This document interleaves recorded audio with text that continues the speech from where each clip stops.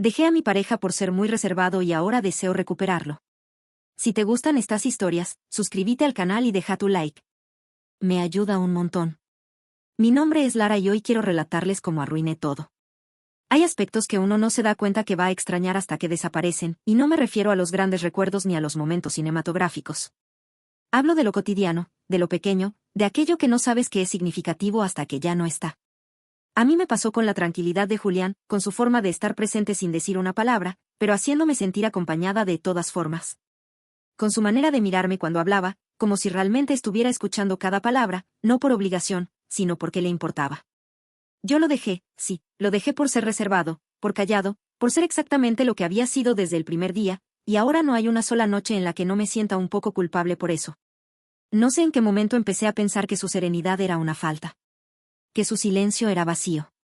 Que su forma de ser era una debilidad, supongo que me contaminé. Supongo que me dejé llevar por una noción errónea de lo que una relación debería ser. Y ahora estoy aquí, escribiendo esto como una forma de encontrarme entre los escombros de una relación que yo misma destruí, porque él nunca hizo nada malo. Nada. Siempre fue el mismo, siempre estuvo presente. Siempre dio todo lo que tenía. Era yo quien no supo valorarlo, era yo quien necesitaba ruido, movimiento, intensidad, como si eso garantizara algo. Como si eso fuera amor verdadero. Julián era el tipo de persona que no proyecta sombra porque no necesita hacer ruido para brillar. ¿Era reservado? Sí. No de esos tímidos que se vuelven torpes o que ocultan todo tras una muralla, sino de aquellos que se sienten cómodos en un perfil bajo, que no necesitan estar en el centro de nada para sentirse parte de algo. No hablaba mucho, pero cuando lo hacía, cada palabra tenía significado, no era de grandes gestos, pero poseía una sensibilidad que a veces me abrumaba. Me conocía como nadie.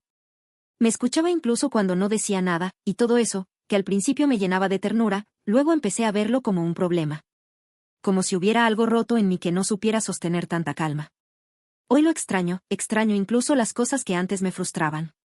Su forma de inhalar profundamente antes de hablar. Ese gesto de acariciarse la nuca cuando no sabía qué decir, su sonrisa tímida cuando lo elogiaba. Su incomodidad entrañable en las reuniones con mis amigos. Su amor sin estridencias, sin luces brillantes, sin promesas exageradas, un amor que simplemente existía, como el sol en primavera, suave, constante, necesario. Pero ya no está. Y no tengo idea de cómo reparar algo que rompí con mis propias manos. A Julián lo conocí en una conferencia sobre cine independiente. Yo había ido por compromiso, acompañando a una amiga que estaba estudiando dirección de arte, y él estaba sentado en una esquina, con un cuaderno pequeño en la mano y unas gafas que le daban un aire de profesor joven y distraído. Me llamó la atención, no por lo evidente, sino por lo contrario, era de esos hombres que no buscan ser vistos, que no hacen nada para destacarse, pero que aún así generan algo. Una curiosidad tranquila, como si fueran parte de otro ritmo. Me pareció atractivo, pero en ese momento no supe definir por qué. No era el típico chico guapo que me solía gustar. Era otra cosa. Más sutil, más íntima. Nos cruzamos al finalizar la conferencia, en la salida, mientras esperábamos que pasara el ruido de la ciudad para poder hablar. Me comentó algo sobre el director de la película que habían mencionado y, aunque apenas lo escuché entre los autos y mi distracción, me quedé con su voz, era baja, pero firme. Sin apuro. Me dio la impresión de que era alguien que hablaba solo cuando tenía algo importante que decir, y eso me gustó. Me sorprendió a mí misma que eso me agradara, porque estaba acostumbrada a los hombres que te abordan de frente, que hacen chistes fuertes, que intentan impresionarte con 1000 historias. Julián no hacía nada de eso, solo estaba. Y me hizo sentir tranquila. A partir de ahí, comenzamos a encontrarnos en contextos similares, lo veía en otras conferencias, en cafeterías tranquilas, en ferias de libros de segunda mano. Me enteré de que era traductor independiente, que trabajaba desde casa, que le gustaban los idiomas y la historia. Yo, con mi energía desbordante y mi constante necesidad de estar en movimiento, me sentí extrañamente atraída por su mundo más sereno, era como si su calma me anclara. Nos convertimos en pareja de forma natural. Sin declaraciones rimbombantes, sin que nadie tomara la iniciativa explícitamente. Un día simplemente me di cuenta de que le contaba todo, que pensaba en él cada vez que me ocurría algo bueno o malo, que quería compartir mi tiempo con él. Y él, en su forma sencilla, me abrió su mundo sin imponer nada, tenía una hermosa biblioteca, llena de libros anotados con letra pequeña. Me preparaba café con métodos inusuales y se tomaba el tiempo para enseñarme cómo se usaban. Me hablaba de sus traducciones como si fueran tesoros, y yo, que vivía con la cabeza llena de ideas rápidas, de proyectos, de ruido, empecé a descubrir el valor de la pausa. Durante meses, todo funcionó. Yo hablaba, él escuchaba, yo era impulso, él era contención. Era como un equilibrio raro que nos hacía bien. Al menos eso creía yo, hasta que la balanza empezó a inclinarse sin que me diera cuenta. Mudarse con Julián no fue una decisión formal ni grandiosa.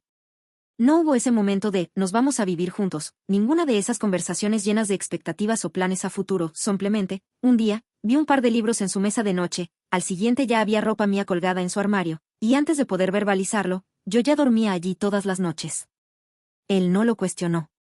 No lo celebró tampoco, solo hizo espacio para mí, con esa naturalidad suya que a veces parecía resignación, pero que con el tiempo entendí como una forma muy suya de amar, sin presionar, sin invadir, sin imponer. Una aceptación que en su momento confundí con pasividad. Y al principio fue bonito, me sentía como si estuviera habitando un rincón del mundo hecho a mi medida. Tenía una taza para el café que él me había reservado, una repisa solo para mis libros, el olor a su detergente que, poco a poco, comenzó a ser también mi olor. El departamento era silencioso, luminoso, lleno de esa calma que me hacía falta después de tanto correr tras objetivos, después de tanta gente ruidosa y energía agitada, vivir con Julián me dio un respiro. Un paréntesis. Un lugar sin juicios donde podía estar despeinada, callada o sensible y no pasaba nada, pero luego, empecé a notar cosas. O mejor dicho, empecé a dejar que me afectaran cosas que siempre habían estado ahí. No fue que él cambiara, él era exactamente igual al chico que conocí en aquella charla de cine, reservado, atento, paciente. El problema fue que yo empecé a necesitar otra cosa. Algo que ni siquiera sabía definir, empecé a fastidiarme porque él no opinaba sobre mis ideas con la misma efusividad que yo. Porque cuando volvíamos de una cena con amigos, él no tenía esa urgencia de analizar cada detalle como yo. Porque le costaba mirarme a los ojos cuando hablábamos de sentimientos, y aunque al principio me repetía que era su forma de ser, que no todo el mundo expresa las cosas igual, que yo había elegido estar con él justamente por esa suavidad suya que me serenaba. Algo dentro de mí empezó a arder. Como una impaciencia que no sabía cómo apagar, como si necesitara que me respondiera con pasión, con algo de fuego, con una palabra fuerte, y él me siguiera dando la misma tibieza de siempre. Empecé a sentir que yo hablaba sola. Que mis emociones rebotaban en él sin encontrar eco, claro, ahora sé que no era así. Que él me escuchaba. Que me observaba, que absorbía todo en silencio y luego lo procesaba en sus tiempos. Pero en ese momento yo no supe esperar. No quise, me parecía que estar con alguien tan reservado, tan pausado, tan suave, me estaba apagando a mí. Como si su calma fuera contagiosa. Como si el silencio del hogar comenzara a parecerme asfixiante, y con esa idea en la cabeza, empecé a tomar distancia sin tomar distancia. A estar sin estar. A desear cosas que no tenían forma, a fantasear con otro tipo de relación, una más intensa, más ruidosa, más impulsiva. Como si eso fuera una garantía de algo mejor. Fue en pequeños gestos donde todo comenzó a desmoronarse, o mejor dicho, donde yo empecé a sabotearme. Recuerdo la primera vez que rechacé una de sus tazas de café sin motivo. Me lo había preparado como siempre, con ese cuidado casi ritual que tenía, usando su prensa francesa, sirviéndolo en esa taza azul que decía, buen día, como un guiño interno entre nosotros, y yo, sin saber bien por qué, le dije que no. Que no tenía ganas. Lo vi fruncir el ceño apenas, como si algo se le hubiera aflojado por dentro, pero no dijo nada, y yo me fui al balcón a mirar el cielo como si eso me diera alguna respuesta. Después vinieron otras cosas. Dejar de dormir abrazados, empezar a inventar excusas para no cenar juntos. No contarle todo. Guardarme detalles de mi día que antes le habría compartido sin pensar, hacer planes con otras personas, sin incluirlo. Pequeñas puñaladas al vínculo que justificaba diciéndome a mí misma que necesitaba mi espacio o que ya no conectábamos igual. Pero lo cierto era que yo estaba empezando a buscar afuera lo que no encontraba adentro de mí, y como no sabía explicarlo, proyectaba en él toda mi frustración. Un día lo vi mirarme con una tristeza que no había visto antes. Estaba en el sofá, con uno de sus libros abiertos en el regazo, y yo hablaba por teléfono con una amiga, riéndome fuerte, exagerando una anécdota. Cuando corté, me miró como si no me reconociera, no me dijo nada.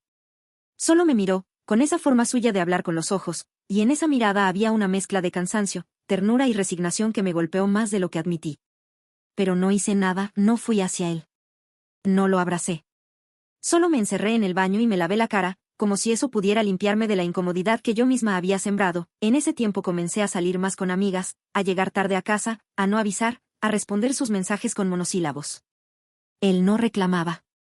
Solo me esperaba, con una lealtad silenciosa que, en vez de hacerme sentir culpable, me enfurecía. Porque era como si no reaccionar le quitara valor a lo que yo hacía. Como si su falta de respuesta no me diera la excusa que necesitaba para enojarme con él y justificar lo que estaba empezando a hacer, mirar a otros, fantasear con otros. imaginarme con alguien que no fuera él. Y aún así, seguía volviendo a casa, a su abrazo. A ese lugar cálido que me ofrecía aunque yo ya estuviera con un pie afuera. Nunca supe exactamente en qué momento empecé a perder a Julián, pero sí recuerdo con una claridad dolorosa el instante en que me di cuenta de que ya no lo amaba igual, o al menos, eso me decía a mí misma, intentando no enfrentar la culpa. Fue como despertar en una casa que ya no se siente tuya, aunque sigas reconociendo cada rincón. Estás ahí, pero todo lo que te parecía cálido ahora se siente vacío, el mismo olor, la misma taza, la misma persona. Todo igual. Pero tú, por dentro, cambiada, y entonces, una noche cualquiera, con el cielo apagado y un viento frío que se colaba por la rendija del ventanal, sentí que no podía más. No fue una revelación. Fue una sensación de asfixia, como si algo dentro de mí gritara que necesitaba irme. Que tenía que dejarlo. Que no podía seguir fingiendo que estábamos bien cuando en realidad, hacía semanas que no nos decíamos nada con sentido. Recuerdo que él estaba leyendo, como casi siempre, con las piernas dobladas en el sofá, la luz cálida de la lámpara iluminándole el rostro. Me acerqué y me senté frente a él. No dije nada al principio, ni siquiera lo miré. Solo respiré hondo, tratando de no temblar. Y sin dar muchas vueltas, sin una historia trágica ni una excusa rebuscada, le dije que sentía que ya no funcionábamos, que necesitaba estar sola. Que no era él, que era yo. Las palabras más cliché y cobardes que pude encontrar, pero que en ese momento eran lo único que podía articular sin romperme, y él, con una serenidad que me partió el alma, solo asintió. No me pidió explicaciones. No me detuvo, no me suplicó. Me miró como si ya supiera que esto iba a pasar. Como si lo hubiera visto venir desde mucho antes que yo. Ese silencio, ese entendimiento mudo, me dolió más que cualquier pelea. Porque me dejó sin justificación. Porque no me dio el rol de víctima, porque me enfrentó con lo que realmente era. Una cobarde escapando de algo que no sabía cómo sostener. Reuní algunas cosas, sin pensarlo demasiado, algunas prendas, mi cepillo de dientes, un par de libros. No lloré. Él tampoco. Me fui sintiendo un nudo en el pecho, una mezcla de alivio y dolor que todavía hoy no sé cómo describir.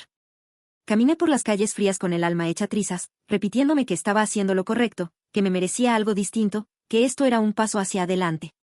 Pero en el fondo, una vocecita me decía que acababa de cometer un error irreversible. Los primeros días después de irme de su hogar fueron extrañamente tranquilos. Silencio. Ningún mensaje, ninguna llamada. Yo tampoco escribí. Me dije que era lo mejor, que había que cortar limpio. Que prolongar la comunicación solo iba a hacer todo más difícil. Pero en realidad, creo que no me escribía porque no sabía qué decir, porque había algo en mí que esperaba que él me buscara, que viniera a pedirme que volviera, que me dijera que estaba siendo impulsiva. Y como no lo hizo, tuve que enfrentar el silencio más duro de todos, el de alguien que te deja ir incluso cuando aún te ama. Al principio intenté llenar ese vacío con actividad, salidas, amigas, trabajo. Cualquier cosa que me mantuviera ocupada. Pero cada vez que volvía a casa sola, me enfrentaba al eco, al vacío que dejaba su voz, su presencia, su manera de habitar el espacio. Extrañaba su forma de preparar café. Extrañaba su manera torpe de acomodar las cosas en la heladera, su risa suave cuando algo realmente lo divertía. Su calor en la cama. Pero más que eso, extrañaba lo que era yo cuando estaba con él, la paz. La seguridad. Con el tiempo empecé a revisar nuestras fotos, a escuchar las canciones que nos gustaban. A releer nuestros mensajes. Y algo empezó a doler más que antes, darme cuenta de que él siempre estuvo, siempre fue constante. Nunca me dio razones para dudar de su amor. Y sin embargo, yo me fui buscando algo que ni siquiera tenía nombre. Algo que, ahora lo veo, era una falta mía y no suya. Pasaron semanas, luego un mes, me encontraba mirando su perfil a escondidas. No subía nada. Ni una historia, ni una foto. Nada que me diera pistas de cómo estaba. Eso me desesperaba, porque parte de mí quería que estuviera triste, roto, que me extrañara. Pero otra parte tenía miedo de que hubiera seguido con su vida. Que ya no pensara en mí, que se estuviera reconstruyendo sin mí. Y eso me dolía más de lo que estaba dispuesta a admitir. Llegué a escribirle varias veces, empezaba con un hola, y luego lo borraba. A veces escribía largos párrafos que nunca envié. Me decía que era demasiado pronto, que tenía que darle espacio. Pero en realidad, yo también necesitaba ese tiempo para digerir lo que había hecho. Para aceptar que me había ido sin darle la oportunidad de arreglar nada, sin preguntarle si él también sentía que algo se había roto. Simplemente asumí que mi incomodidad era suficiente razón para romper lo que habíamos construido. Empecé a tener sueños con él, sueños donde volvíamos. Donde me abrazaba en silencio. Donde me decía que todo estaba bien, me despertaba con el pecho oprimido, con la piel buscando su calor. Pero lo único que tenía era mi almohada y ese vacío mudo que yo misma había provocado, y entonces, una tarde, mientras caminaba por una feria en el barrio donde solíamos pasear, lo vi. No de cerca. Estaba del otro lado de la calle, solo, como siempre. Con su mochila y un libro bajo el brazo. Caminaba tranquilo, sin prisa. Sin angustia visible. Y me pregunté si realmente le había dolido mi partida, si había llorado. Si todavía pensaba en mí. Me escondí detrás de un puesto de ropa usada, como si fuera una adolescente, me sentí ridícula. Cobarde. Estaba ahí, tan cerca, pero incapaz de acercarme, y cuando lo perdí de vista, supe que no podía seguir así. Que tenía que hacer algo. Que no podía quedarme atrapada en el arrepentimiento sin actuar, y ahí, por primera vez desde que lo dejé, pensé en pedirle perdón. No para que volviera conmigo. No para arreglar todo, solo para que supiera que lo valoraba. Que lo había amado. Y que si lo perdía para siempre, al menos él supiera que yo sabía lo que valía, no sabía por dónde empezar. Pensé en escribirle, en buscarlo en alguna de las librerías que solía frecuentar, en mandarle un mensaje neutral. Finalmente, opté por lo que me pareció menos invasivo, un correo, había algo casi íntimo en eso. Algo antiguo. Como si el tiempo entre nosotros mereciera una forma de comunicación más reflexiva, me senté frente a la computadora, abrí la casilla y me quedé mirando el cursor parpadeando. Lo primero que escribí fue, Julián. Solo su nombre, tardé más de 10 minutos en pasar de esa palabra. Porque decir algo después de eso implicaba abrir una herida. Cuando terminé de escribir, no sentí alivio, sentí vergüenza. No por lo que decía, sino porque entendía que había llegado demasiado tarde. Le hablaba de lo que habíamos tenido, de mi confusión. De cómo me había perdido a mí misma dentro de una idea equivocada de lo que era el amor. Le pedía perdón, no por haberme ido, sino por haberlo hecho sin permitirle defenderse, por haberlo silenciado. Por haberle quitado la oportunidad de luchar por nosotros. Y terminé el correo sin pedirle nada, ni explicaciones, ni respuestas, ni una segunda oportunidad. Solo quería que supiera que lo había valorado. Que lo extrañaba, que no había dejado de pensar en él. Lo envié con el corazón latiendo en la garganta. No pude dormir esa noche, tardó 3 días en responder. 3 días en los que abría compulsivamente mi casilla de correo cada media hora. En los que me encontraba imaginando todas las posibilidades, una respuesta cruel. Una indiferente. Una que nunca llegara, pero cuando apareció su nombre en mi bandeja de entrada, me quedé paralizada. Leí el mensaje más de una vez antes de procesarlo.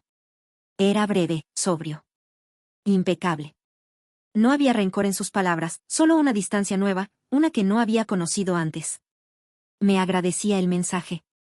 Me decía que también había pensado mucho en nosotros, que había pasado por distintos momentos, tristeza, enojo, resignación. Que su vida había cambiado. Que estaba mejor, que se sentía en paz. Y después, sin adornos, sin dobles sentidos, me dijo que me perdonaba. Así, sin vueltas, que no guardaba rencor. Que entendía que a veces uno necesita alejarse para ver las cosas con claridad. Pero que ya no veía un camino para nosotros como pareja, que había aprendido a vivir sin mí. Que me deseaba lo mejor, de verdad, pero que él no quería volver atrás. No lloré, me quedé sentada frente a la pantalla sintiendo algo extraño. No era exactamente dolor. Era como si me arrancaran una esperanza que ya sabía muerta pero me empeñaba en mantener, no me enojé con él. No tenía con qué. Había sido generoso, claro. Amable incluso. Pero no dejó puertas abiertas, no me dio ninguna pista, ninguna zona gris a la que aferrarme. Y tal vez eso era lo que más dolía, que lo hubiera hecho bien.